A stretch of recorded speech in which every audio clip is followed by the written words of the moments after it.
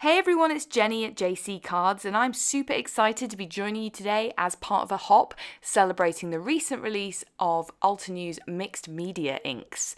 So at the start of this video, I have got a comparison between those inks and the crisp dye inks of the same colour, just to show you their versatility and to answer the question as to whether you actually need to get these inks or not, given all the other inks you've probably got in your stash. And let me tell you, the answer is yes. These are the variety of colours that you're going to get in the release. This is the Summer Fun release. It comes in a collection of 8, or you can get these individually. They are all available in crisp dye inks as well already. And I actually only have, these are the only 8 inks I actually own in just the cubes. All my other Altenew inks I have in the ovals.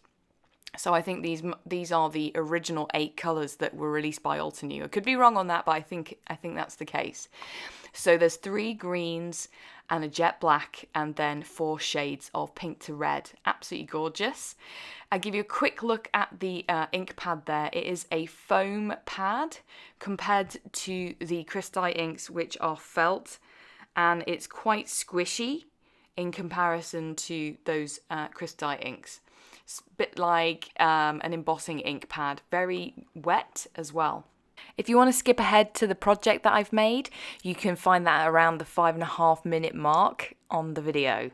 Now I'm going to show you a comparison. I'm using the crisp dye ink cube of the same colour as the mixed media ink, and these are a variety of porous surfaces and non-porous, actually this one, that I went around and sort of looked through my stash to see what I had that I could do some tests on. I'm using the Frosted Garden stamp set. I just looked for something that was relatively solid, maybe with a more detailed outline, to give an idea of how detailed these inks will stamp onto different surfaces. So this first surface, I'm using Frosty Pink. This is the Crest dye ink, and this is the wood paper, it's real wood, that Altenew sells.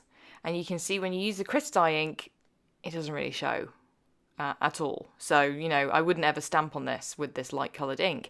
However, when I use the mixed media ink, ta-da! It looks fantastic. You get that colour perfectly, you get a great crisp outline, just worked perfectly. Now this weird pink cardstock, it's kind of really shiny, it looks like faux leather. I think it's a tonic cardstock. I'm using the ruby red on this one. So this is the cube, so the crisp ink, and it does stamp. It's kind of faint and not that good, to be honest with you. This is a very textured cardstock as well. I don't think it's porous. The back of the inks does say that they can be used on a variety of porous surfaces such as paper, fabric, wood and more. But you can see that actually they ink stamped really well on the top of that. This next one is a panel of brilliant white Savoy 118 pound cotton letterpress cardstock. It's my favourite cardstock for dry embossing, and I really have been looking for an ink that stamps perfectly on it. You can see the crisp ink stamps pretty good. I'm going to use the mixed media ink now, and you can see there's not too much in it. The colour stays more true on the mixed media ink. It seems to be a bit darker with the crisp ink, and I guess overall I would say just prefer the mixed media ink, just edges it out slightly but not too much in it. Now this is a very smooth, I would not say this is porous, probably non-porous glitter cardstock. I think this came out of a card kit. I'm using the Grapevine crisp ink, and then I'll use the Grapevine mixed media ink. So it stamps, but it's not very dark in colour, a little faint. It's a silver, very pale silver glitter cardstock that does definitely lighten that colour on the crisp ink quite significantly. So I'm coming in with mixed media ink here. Let's see if it can keep its colour. Yes it does, but the glitter shows through. So I think there could be quite a lot of uses for this on the glitter cardstock. This is a smooth one, I will say. Some of the other glitter cardstock that I have is very textured, and I just didn't even bother trying it. I mean, you could try it, absolutely, but this smooth stuff, it's more like paper than cardstock. This one, I was really excited if it worked. This is some felt.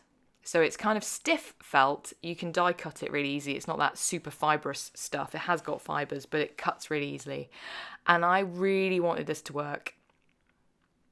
And you'll see when I lift up, it works really well. I was so excited. Why did I want this to work? Well, you can stitch felt and, just like other materials like t-shirts and so on. And so I really wanted to incorporate stitching, freehand stitching into my project.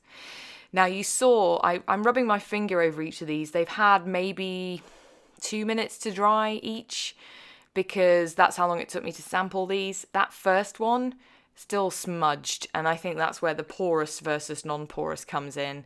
It would probably need quite a long time to dry on that surface before it was set. I didn't use a heat gun on any of them. I probably could have tried that and it would have set without smearing, but I just wanted to show you guys how quick these are to actually dry despite their squishiness. Okay, so onto the project itself. I have an A2 size panel that's 4¼ by 5½ inches of cream felt. These come in big stacks. I think there are 6 by 6 square stacks of felt from Michaels. I got mine. You can probably get them online from Amazon. If I can find the link to something similar, I'll dig it out. They're super cheap. But this felt is awesome. It's not all fibery, so when you try and cut it or die cut it, it doesn't kind of end up sticking together and not quite die cutting. It die cuts perfectly. It's almost like cardboard, except it's felt. It's really good.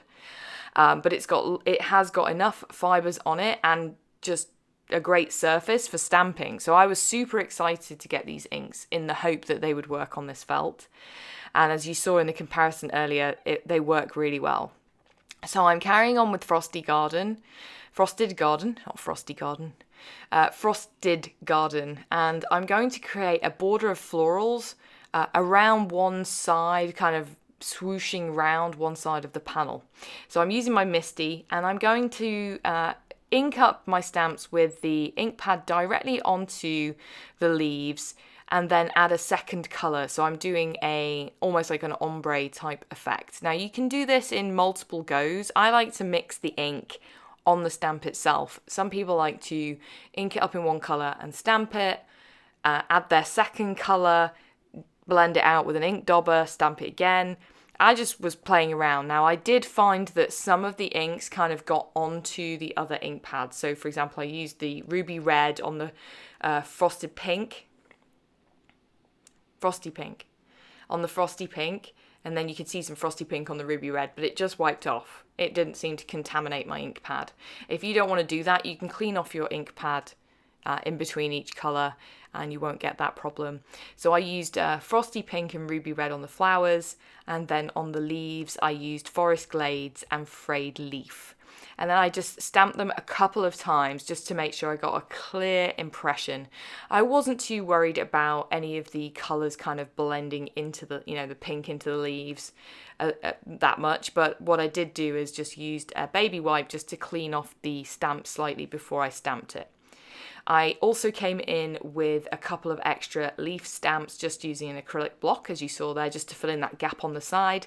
And then I'm using the jet black ink to stamp the centres of the flowers and then also the sentiment. I stamped the sentiment twice and then the sub-sentiment twice. And that sentiment is also from the Frosted Garden stamp set. And I wanted to keep it really simple.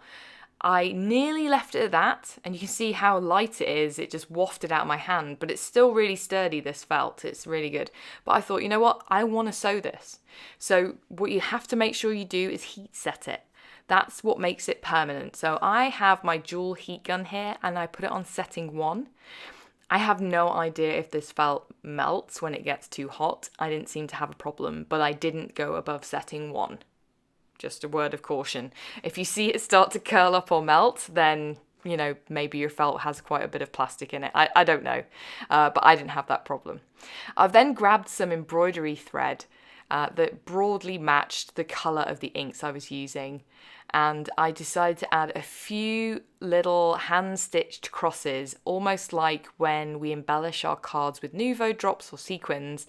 I wanted to use a few hand-stitched crosses. I used to be a huge cross-stitch fanatic, and I still am, but it just takes so much time. My eyesight is terrible. And I like stamping. I don't have much time in the evening, so believe me, if I had more time, I would be back into the cross stitch habit big time. But this gives me the best of both worlds.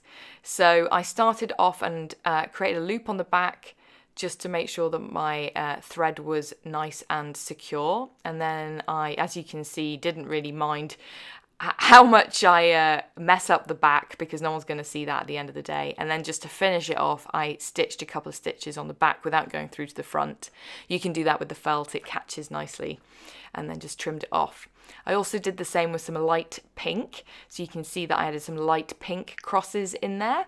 And then for a tiny little bit of glitz, I grabbed my metallic thread from Altenew, and I'm using the antique gold here. I've doubled it up and I've created a loop. So basically pulled the thread off, halved it, pushed it through the needle. That creates a loop at the bottom, and that's perfect for when you come back through to the back. You can put your needle through that loop and it secures it perfectly without a knot or any like hanging end. And then I just scattered a few of the antique gold crosses all throughout that as well. And you could also do this by running the thread through a sequin which has a hole in the center, so you could attach your sequins like that. If you're so inclined, you could add stitches to the actual stamped petals themselves. But for now, I just wanted to add a few little cross stitch crosses. That this took me no more than 6 minutes, 7 minutes at most, and it was quite fun. I'm using embroidery needles in a size 16. Because I thought they're quite sharp, they can go through that felt quite easily. Now to attach it, I'm just using some double-sided adhesive. This felt is quite thick, so I didn't have any concerns that it would show through to the front. And the double-sided adhesive is flat, so it doesn't give any lumpy bumps. And I added that directly onto a £110 Nina Solar White card base. And that finishes my project. I hope you've enjoyed this. I really do recommend these inks. I'm so excited to show you some more projects that I'm going to be making with these in the near future. And so keep your eyes peeled for that. And I hope Altenew comes out with some more colours, because I'm going to be grabbing them all. This is a real game changer, these inks. And think about all the things you can do. Napkins, t-shirts, pencil cases, so many things you can do just on fabric alone. So enjoy the rest of the hop. Be sure to check out all the other projects that the other members of the design team and the guest designers have come up with. They're fabulous. I've seen them. And have a wonderful day. Bye.